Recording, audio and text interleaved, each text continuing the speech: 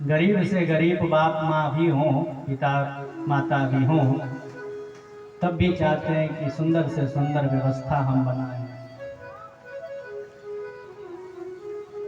ठीक वैसी ही व्यवस्था भागवत के लिए बनानी चाहिए।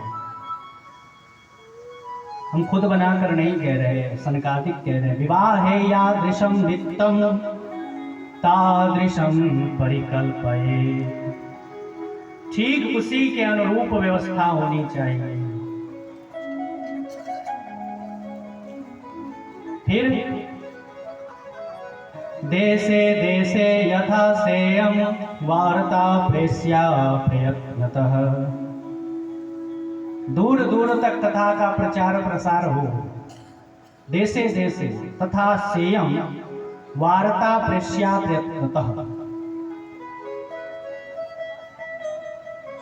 मीडिया का सहारा लें, सोशल मीडिया का सहारा लें, अन्य अन्य जो साधन हो उसके द्वारा भी कथा की प्रचार प्रसार ज्यादा से ज्यादा करनी चाहिए। क्यों करनी चाहिए? क्योंकि जो कथा, अगर कथा निकल जाए, उनको बाद में पता चले कि हमें तो पता ही नहीं था यहाँ कथा चल रही थी,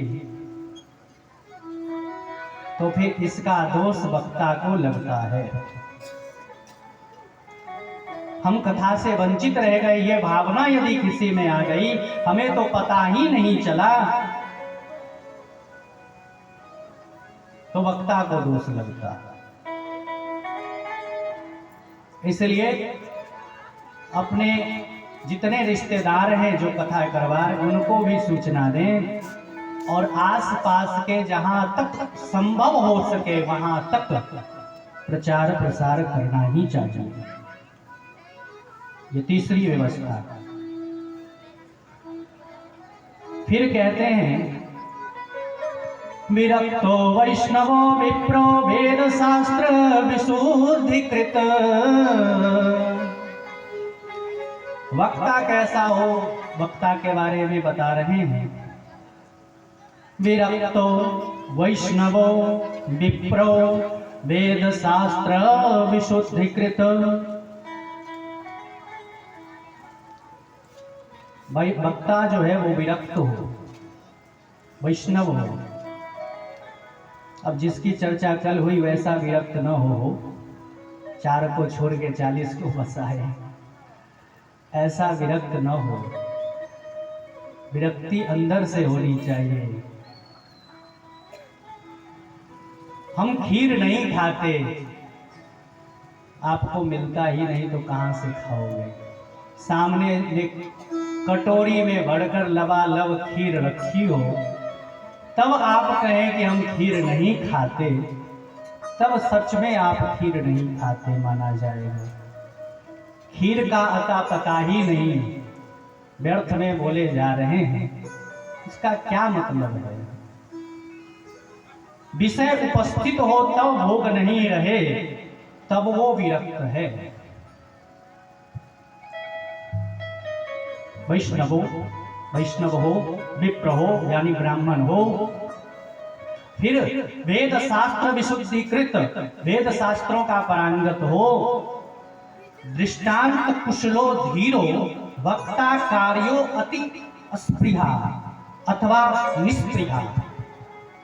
जो वक्ता दृष्टांत देने में कुशल हो, विषयों को अच्छी तरह समझा सके। ज्ञानियों को समझाने वाले बहुत वक्ता हैं हो, जो ना समझे उसको भी समझा दे, वास्तव में वही वक्ता है।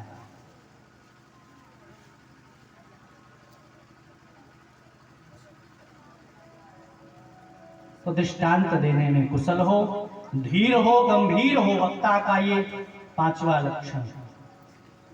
धीर गंभीर हो, वक्ता कार्यों स्पृहा, ये सब गुण यदि है तो वक्ता का चयन इसी प्रकार करना चाहिए। चर्चा चल रही थी 2-4 दिन पहले, क्या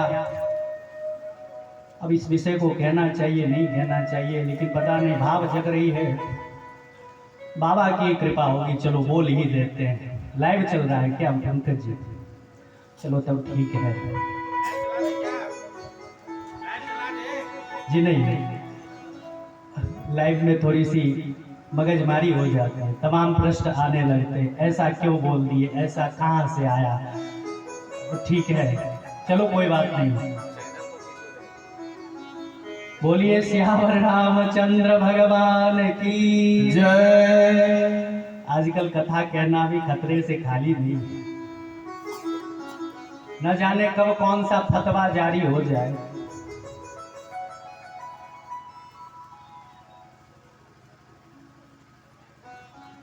लोग समझते ऐसे गद्दी पर बैठ गए, सुंदर मसलंग लग गया, एक माइक मिल गया, छोड़ रहे लंबी लंबी, फेंक रहे हैं खूब।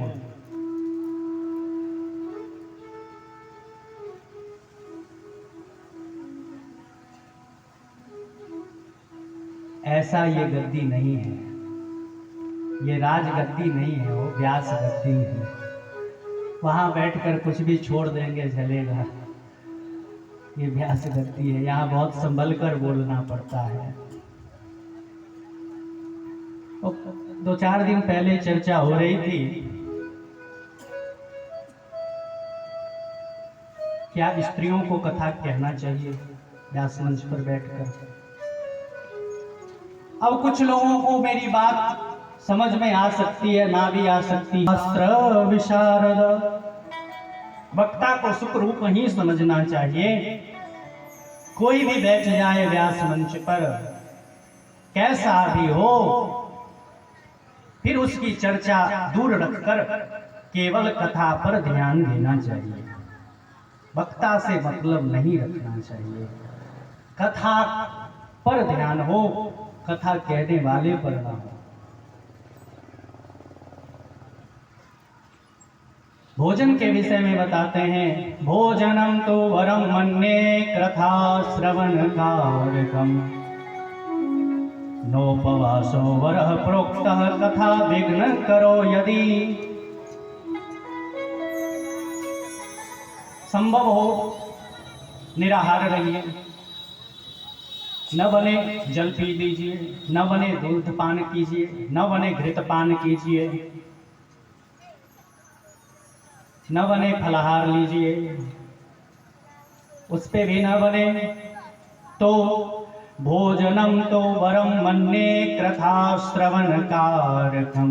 ये श्रोताओं के लिए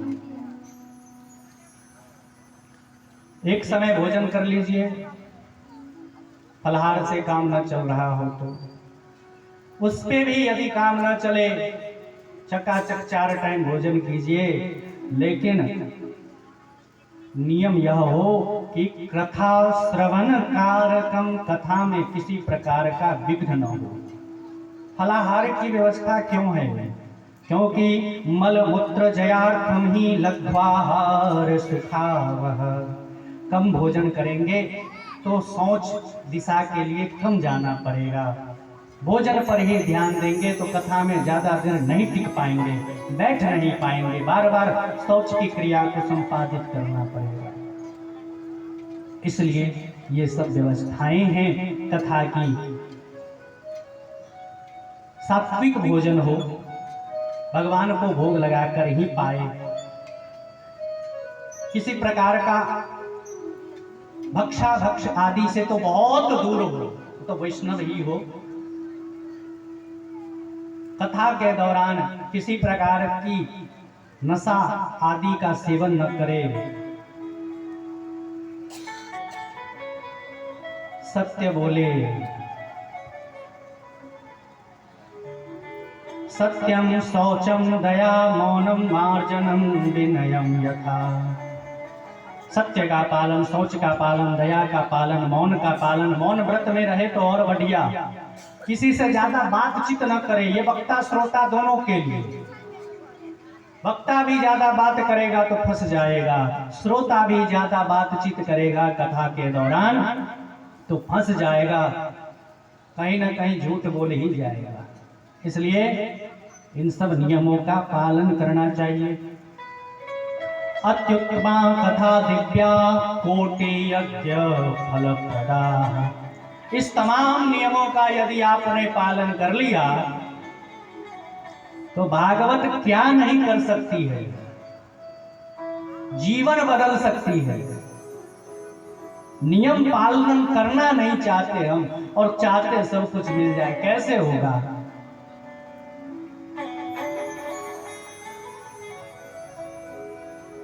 संसार के प्रेम को भी पाना है तो पहले त्याग मांगता है वो, तब हम प्रेमी तक पहुंच पाते हैं हो। और प्रभु तक पहुंचना चाहते हैं, संसार से भी लगाव रखना चाहते हैं, दोनों काम नहीं हो सकता। प्रेम गली अति साकरी यामे दोनों समाए।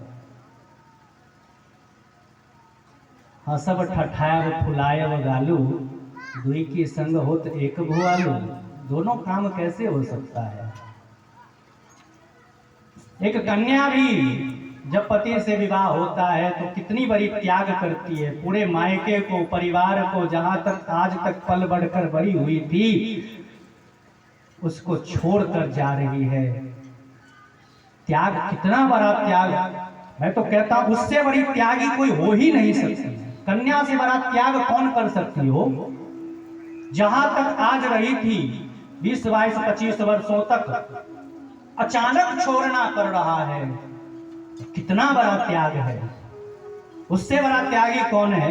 स्त्रियों से बड़ा त्यागी कौन है?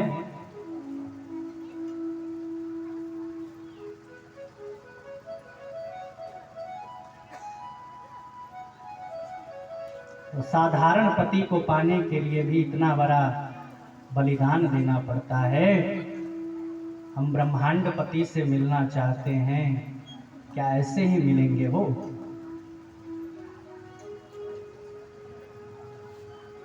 कुछ लोग आते, कथा में बैठते, श्रोता बनते हैं, महाराज गुटखा छोड़ना पड़ेगा। हमने कहा कुछ कामना है, भागवत से कुछ चाहिए तो छोड़ दीजिए।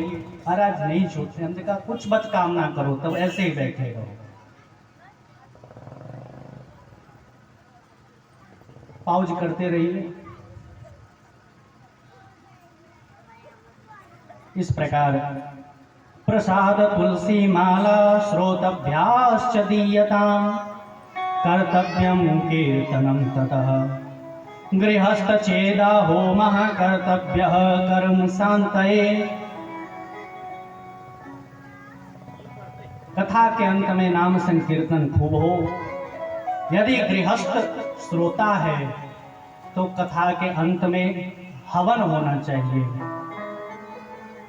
पायसम मधुम सपर्शी तिल आदि संयुतम।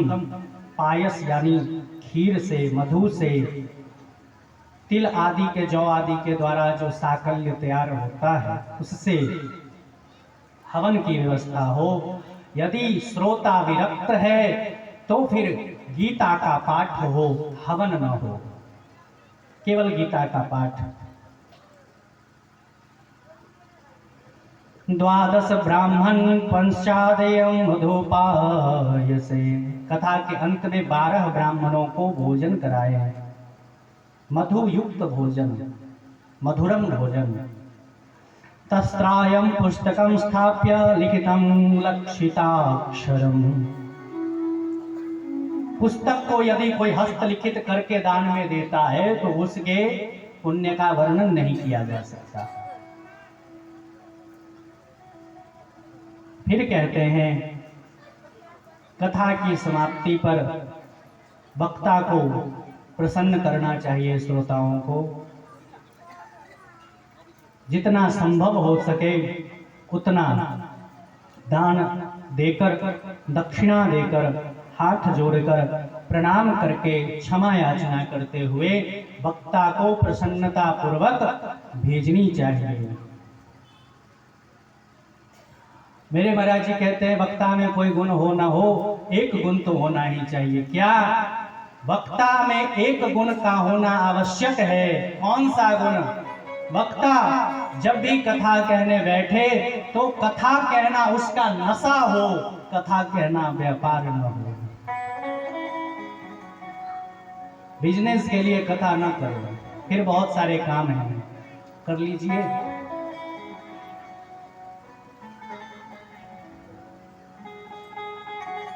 कथा कहे बगैर वक्ता रह न पाए।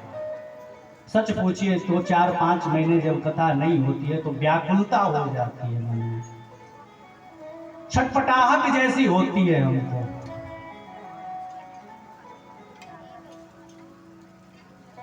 नशा हो, व्यापार ना हो। कई लोग कहते हैं कि कथा में आप भी तो संगीत वाले हैं, ये है वो है कहकर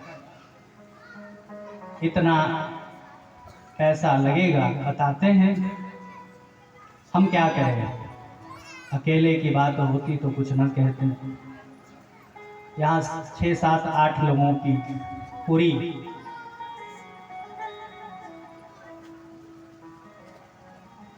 यूनिट लेकर चलनी पड़ती है, क्या करें हम। और आजकल लोगों का स्वभाव भी ऐसा हो गया। महाराज जी कह रहे थे कथा में कभी मत कहना कि इतनी दक्षिणा चाहिए। हमने भी निर्णय किया था नहीं कहेंगे, लेकिन लोग ऐसे हो गए, ना कहो तो समझते हैं अब तो ना ही हो गया, अब इनको क्या चाहिए।